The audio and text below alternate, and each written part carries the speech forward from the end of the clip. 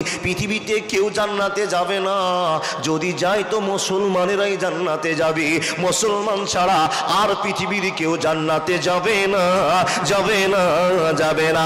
আমরা আল্লাহ আল্লাহ করে চেঁচাও, তোমরা এক আল্লাহকে সম্মান দাও। তো আমি আল্লাহ তোমাদেরকে পরামর্শ দিলাম, গোটা পৃথিবীতে কোটি কোটি মানুষ আছে, ওই মানুষগুলোর ভিতরে আমি আল্লাহ তোমাকে সম্মানী বানিয়ে দিলাম।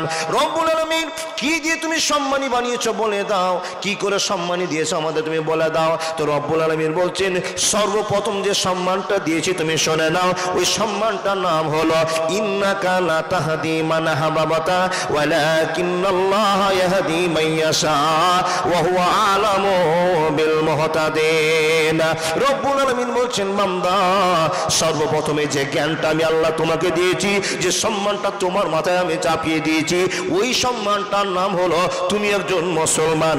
তোমাকে আমি আল্লাহ ভালোবেসেছি, আর লক্ষ লক্ষ কোটি কোটি মানুষের ভিড় থেকে ভেঙে নিয়ে আমি আল্লাহ তোমাকে মুসলমান বানিয়ে দিয়েছি।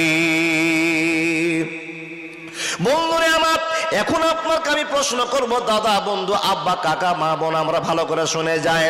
বন্ধুরে আমার বলুন তো, এখানে যতগুলো মানুষ বসে আছে বলুন তো, আমরা মুসলমান হই খুশি না বেজার? খুশি। কেন খুশি? কেন খুশি? এই জন্য খুশি আমাদের জন্য আল্লাহ জান্নাত নির্মাণ করেছেন। আর আমরা বারবার শুনে আছি, ওরে মুসলমান তোরা হারাস না ঈমান, রোজা করো নামাজ পড়ো শক্ত করে ধর কোরআন, ওরে মুসলমান তোরা হারাস না ঈমান, নিজের জ্ঞান পরকে দিয়া হলি রে ওয়াগান, ওরে মুসলমান তোরা হারাস না ঈমান, যদি করিস নামাজ রোজা থাকবে না তোর পাপের বোঝা, যদি করিস নামাজ রোজা থাকবে না তোর পাপের বোঝা, ধীরে ধীরে হরে তোরা ইসলামে আগুয়ান, ওরে মুসলমান তোরা হারাস না ঈমান, নিজের জ্ঞান পরকে দিয়া হলি রে ওয়াগান, ওরে মুসলমান তোরা হারাস না ঈমান। বন্ধু আমার কথা বলতে আরম্ভ করলাম, রব্বুল আলামিন বলছেন বান্দা তোমাদেরকে সর্বপ্রথম আমি করেছে সম্মান দিয়েছি, তোমাদেরকে অ্যাডভান্স মুসলমান বানিয়ে দিয়েছি। হে মুসলমান শুনে নাও, তোমাকে মুসলমান বানার পর আমি আল্লাহ সাহায্য করতে আরম্ভ করলাম।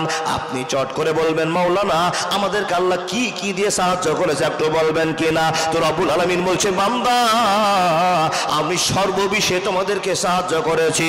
শুধু তাই নয়, মুসলমানকে লক্ষ্য করে আল্লাহ রাব্বুল আলামিন বলছেন ইয়া আইয়ুহাল্লাযীনা আমানু, হে মুসলমানেরা তোমরা যারা আমাকে এক বলে বিশ্বাস করেছো, আমার প্রতি ঈমান এনেছো, তোমরা কান খুলে শুনে নাও। আল্লাহ কি কান খুলে শুনবো তুমি একটু বলে দাও। তো রব্বুল আলামিন বলছেন লা তুলহিকুম আমওয়ালুকুম ওয়ালা আওলাদুকুম আন যিকরিল্লাহ, তোমরা আল্লাহকে ভুলে যেও না, তোমাদের টাকা পয়সা ধন দৌলতের জন্য সন্তান সন্ততির জন্য আল্লাহর কাছ থেকে তোমরা সরে গিয়ে জিকির বন্ধ করে দিও না। একটা পরামর্শ হলো। নাম্বার 2, রব্বুল আলামিন বলছেন ইয়া আইয়ুহাল্লাযীনা আমানু, এই কথাটার মানে হলো হে মুসলমানেরা, হে ঈমানদারেরা, তোমরা আমাকে যারা মেনেছো, আমার নবীকে যারা নবী বলে মেনেছো, তোমাদেরকে আমি বলছি কু আনফুসাকুম ওয়া আহলিকুম নারা। 2 নম্বর অপশন চলে গেল। নাম্বার 3, রব্বুল আলামিন বলছেন বান্দারে শুনিলে আবার পরামর্শ তোমাকে আমি দিচ্ছি। কি পরামর্শ দিচ্ছি? ইয়া আইয়ুহাল্লাযীনা আমানু, এ মুসলমানরা তোমরা শোনো। আল্লাহ কি শুনবো বলে দাও। তো রব্বুল আলামিন বলছেন হাক্কা তুকাতিহি ওয়া লা তামুতুন্না ইল্লা ওয়া আনতুম মুসলিমুন, ইল্লা ওয়া আনতুম মুসলিমুন। আল্লাহর বান্দারা শুনে যান, এতগুলো পরামর্শ দিচ্ছেন। এখন আপনি প্রশ্ন করে বলবেন ভাই ইমদাদুল, বেটা ইমদাদুল, বন্ধু ইমদাদুল, আপনার কাছে আমরা জানতে চাই আল্লাহ কেন আমাদেরকে পরামর্শ দিচ্ছেন, কেন বাঁচাবার চেষ্টা করছেন? আল্লাহ বলছেন বান্দারে তোমাকে বড্ড ভালোবাসি তাই পরামর্শ দিচ্ছি। হে বান্দা শুনে নাও, যদি মাত্র 30 বছর 40 বছর 50 বছর 60 বছর তোমার ছোট্ট জিন্দেগিতে আল্লাহকে তুমি তুমি যদি ভুলে যাও তো বান্দারে আমি আল্লাহ রাগ করে তোমাদের জন্য একখানা জাহান্নাম তৈরি করে রেখেছি। ইন্না জাহান্নামা কানাত মিরসাদা লিত্তাগিনা মাবা লাবিসিনা ফিহা আহকাবা। আল্লাহ রাব্বুল আলামিন বলছেন, বান্দা আমি তোমাদেরকে পরামর্শ দিয়ে আলোর পথের সন্ধান দিলাম, তোমরা যদি পথ গ্রহণ না করে না ওই জাহান্নামে তোমরা চলে যাবে। আমি আল্লাহ সাদের জিনিসকে তৈরি করে আবার সাদের জায়গাটাকে কষ্ট করে জান্নাতে জাহান্নামে দিয়ে দিব। বান্দারে মানতে পারছি না, তাই তো তোমাদের সতর্ক করার জন্য আমি দুনিয়াতে পরামর্শ দিয়ে দিলাম, মানুষ গুনাহ করিও না, করিও না, করিও না। এত পরামর্শ আল্লাহ দিচ্ছেন, কিন্তু আমরা দুনিয়ার সাথে পাগল হয়ে গিয়ে আল্লাহর একটা পরামর্শ আমরা নিতে পারছি না। যদি আল্লাহর পরামর্শ নিতাম তাহলে আমাদের কাছে এত ওয়াজ, এত নসিহত, এত বক্তব্য, এত ভালোবাসার কথা বলার পরও আমাদের ঈমান এখনো পোক্তা হলো না, টাটকা হলো না। আমরা গর্বিত আকারে বলতে বললাম না আমরা একজন সাচ্চা মুসলমান।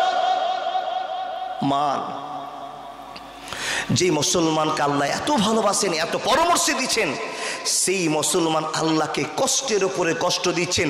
আল্লাহ বলছেন, বান্দা তুমি আমাকে যদি কষ্ট দাও তা আমি তোমার কাছ থেকে রহমতের হাতটা টেনে নেব।